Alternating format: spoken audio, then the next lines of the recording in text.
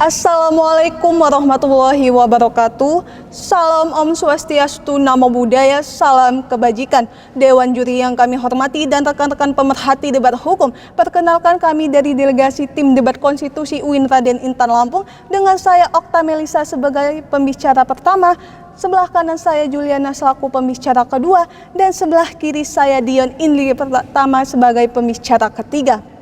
Maka perkenankanlah kami mendudukkan latar belakang mosi perdebatan kita kali ini, yakni kami sepakat terhadap pembatasan kewenangan Bawaslu dalam penanganan pelanggaran pemilu pasca penetapan hasil perolehan suara secara nasional. Governor Kas Frivoy menjalankan pemerintahan berarti melihat ke depan dan menjalankan apa yang harus dilakukan. Dewan juri yang kami hormati, Bawaslu memang sebuah lembaga yang bertanggung jawab dalam mengawasi jalannya pemilu yang mana telah diamanahkan dalam Undang-Undang Nomor 7 Tahun 2017 tentang pemilihan umum. Namun dalam hal ini perlu adanya pembatasan wewenang karena ada beberapa permasalahan yang dalam penanganannya bukan wewenang Bawaslu. Contohnya sengketa hasil pemilu yang dalam penyelesaiannya ditangani oleh Mahkamah Konstitusi. Dewan juri yang kami hormati, beberapa kewenangan Bawaslu tersebut yaitu fungsi pengawasan terhadap tahapan pemilu atau pilkada, penanganan pelanggaran pidana pemilu atau pilkada, serta sebagai lembaga peradilan adalah menjalankan fungsi eksekutif dan fungsi yudikatif suatu lembaga negara. Dan selanjutnya argumentasi akan disampaikan oleh pembicara kedua dari tim kami.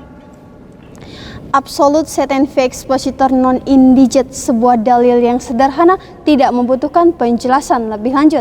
Dewan juri yang kami hormati, rekan-rekan pemerhati debat hukum, menurut teori negara hukum yang dikemukakan oleh Immanuel Kant, dalam menjalankan pemerintahan, lembaga negara harus menjalankan apa yang sudah diamanatkan dalam undang-undang. Maka dalam hal ini Dewan juri yang kami hormati, kami menyatakan sikap sepakat terhadap pembatasan kewenangan Bawaslu dalam pelaksanaan pelanggaran pemilu pasca penetapan hasil suara secara nasional. Dewan juri yang kami hormati, menurut surat An-Nisa ayat 58, Allah Subhanahu wa taala berfirman, Bismillahirrahmanirrahim, Innallaha yamurukum an tu'addul amanati illa ahliha wa idza hakamtum bainan nasi an tahkumu bil adl.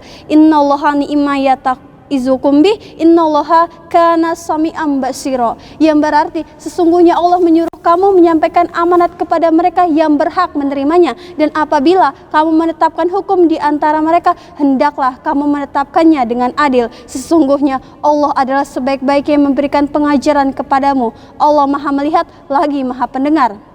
Dewan juri yang kami hormati, dalam hal ini kami meyakini bahwa penyelesaian pelanggaran pemilu pasca penetapan hasil secara nasional ini melihat dari negara lain seperti negara Filipina yang dalam penyelesaian sengketa pemilu ditangani oleh Mahkamah Konstitusi karena jalur ini dianggap paling efektif dalam menganulir hasil pemilu.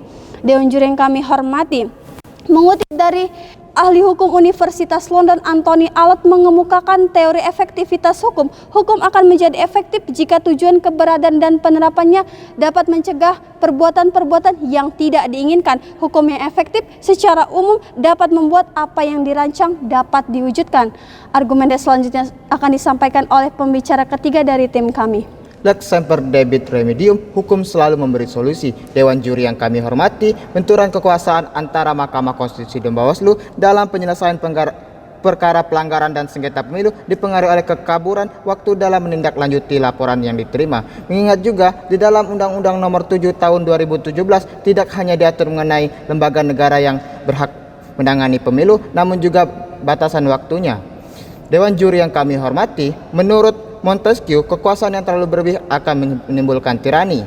Kebebasan yang terlalu berlebih akan menimbulkan anarki. Oleh sebab itu, Dewan juri yang terhormat, kami sepakat dengan adanya pembatasan wewenang Bawaslu dalam penanganan pelanggaran pemilu pasca penetapan hasil secara nasional agar tidak berbenturan dengan lembaga negara lainnya dan permasalahan pemilu dapat diselesaikan dengan efektif. Dewan juri yang kami hormati, di sini kami menawarkan solusi dan rekomendasi untuk membenahi sistem tersebut, yaitu dengan cara membuat police brief yang memuat pengaturan ideal dan disiplin waktu terhadap penanganan pelanggaran pemilu, mulai dari menerima, meregistrasi, memeriksa, dan melakukan putusan, sehingga diharapkan dengan adanya sistem waktu yang jelas maka ruang dan lingkup kewenangan antara Bawaslu dan Mahkamah Konstitusi dapat dalam menangani perkara dapat berjalan baik dan adanya check and balance.